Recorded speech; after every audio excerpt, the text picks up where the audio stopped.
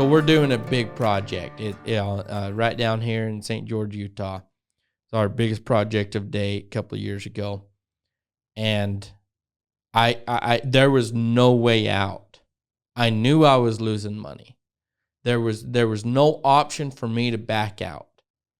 I would have been giving up on my dreams. I knew I was going to lose close to 6 figures on this project.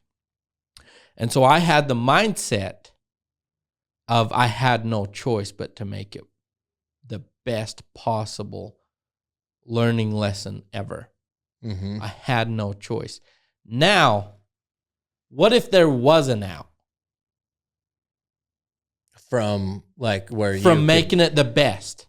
From making that experience the best possible. What if there was an out? Yeah. What if there was an out? Like someone would come in, swoop in and cover all the costs free of charge of me. You know, I would have took it. You wouldn't have learned anything. Exactly. And that's why I believe the thought of the afterlife is an out to making this life the most perfect possible.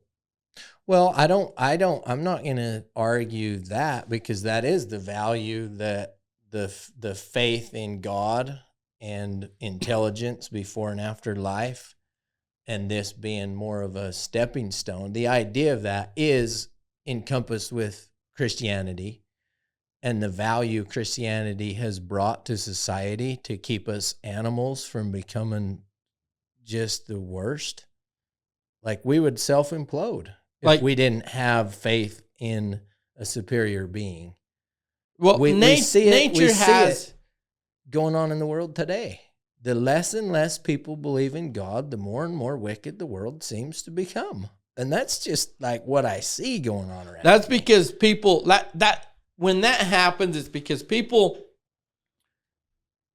stop believing in nature. People don't believe in God because they're afraid of accountability. Now, nature, in my definition of nature, is, I would argue, is the same as your definition in God. My belief in nature will keep me accountable because I know if I go against nature, I'm going to be burned. So what is nature then? Nature is what the Supreme Being built millions and millions of years ago. It's what this earth was based on. When I think of nature, I think of the earth, the way it works, like the oceans. That's what keeps everything accountable. This subject is like who created, that's a Christianity belief that God created the earth. Understanding God's and interpretation, supreme power, whatever. God, the interpretation of what creating the earth, like did he physically do it or did he command it around? I mean, if you read the Bible, then it's more like he said this and it was, and he said this and it was. So what, like that can't be necessarily true unless he is just nature, like you're saying is like it's just how it happened, the big boom, like it naturally. Kind of.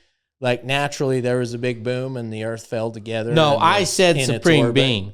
I said the Supreme Being built it millions of years ago or however long ago. Now I'm gonna try to create an analogy. I don't know how well this is gonna work, but this is my point about nature. And nature, I believe, has the same power that a lot of people say God has. But it simplifies it and it makes it repeatable. It makes it more self-accountable too. So by nature, your children have perfect confidence in you as parents. It's just the way it is. As little infants. Yeah, as little children. Infants. What undoes that is going against nature, and I'll tell you how. If you will start to look on the little things that you watch as children lose confidence in you and stop disobeying, it's because you didn't keep your word or you injured them either mentally or physically somehow. Yeah. And those two things, not keeping your word, which is dishonesty, and injuring them either mentally or physically, goes against the nature. And so then and then what happens? Bad happens. They start to lose confidence, resentment, all that. And that goes for everything. Well, I agree with the premise of that. I do. But nature is something that naturally happens. God is not something that naturally happens. God is the result of action. So I would argue that God is the result of action and nature is just something that happens. God is the result of what? Of action.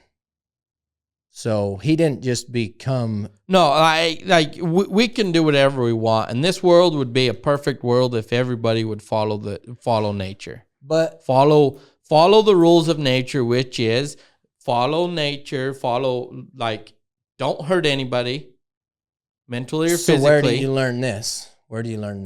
I came up with it.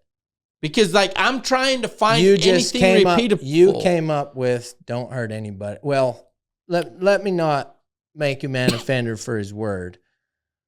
But I feel like you are trying to just naturalize God when that's why? Demeaning to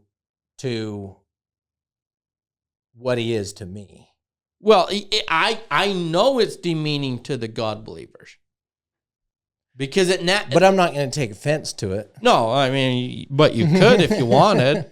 I could if I believed you. You might be right. I'd probably be all pissed at you. But there are people that will be offended by this.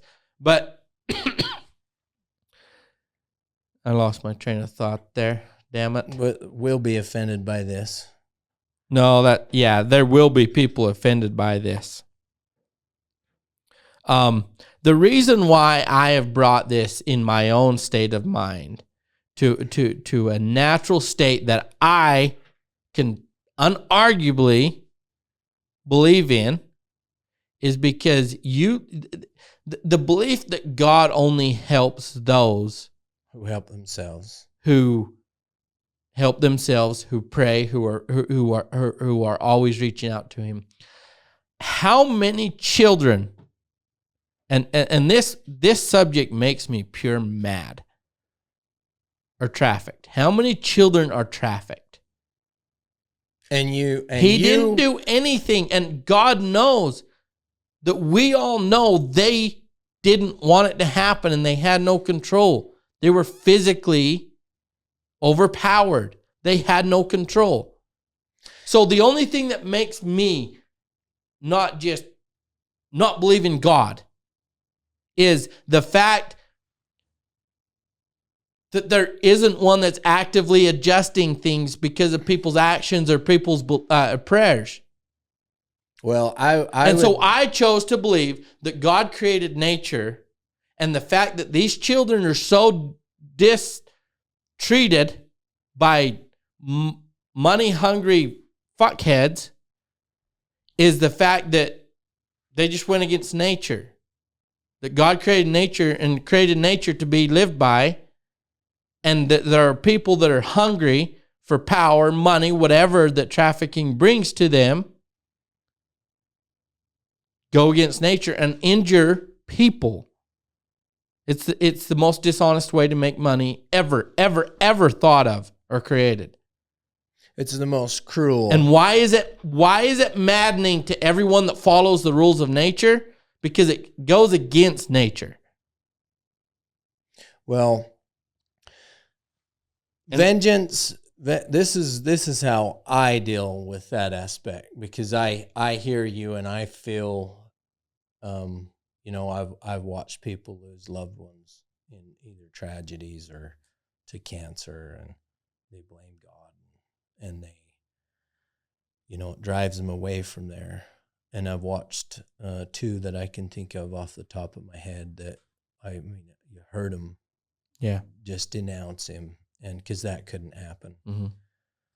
But the way that I deal with those kinds of things is, vengeance is God's, and our rewards or our punishments is what is the life after this. That is our reward and punishment, is what's to come after this. There is no possible way that men live this life and commit those heinous crimes without there being a punishment. Because that's we our do not, hope. But that's my faith too. It's my hope and faith, and I believe it. And thus I live my life to strive to. That gives me comfort out of my angerness. And that's how I deal with and control that anger, because anger is a bad spirit in and of itself. And if we can't find a way to maintain a good spirit, we're going to act out and be wrong too. I think it's debatable as far as anger being a bad spirit. I think anger is the realization that something has gone wrong. Oh, absolutely. And that it's your natural body of just it's like pus. It's on a festering sore and coming out. It's like pus on a sore. Your body sends the pus there to fight that unnatural situation. But that's why I started that's what anger that. Is mentality. But that's why I started that with vengeance, because vengeance is anger, right? Like it should be. And that's God's. He's the only one that can do it to all the right people, because he's the only one that knows their hearts and minds and knows what they've really done.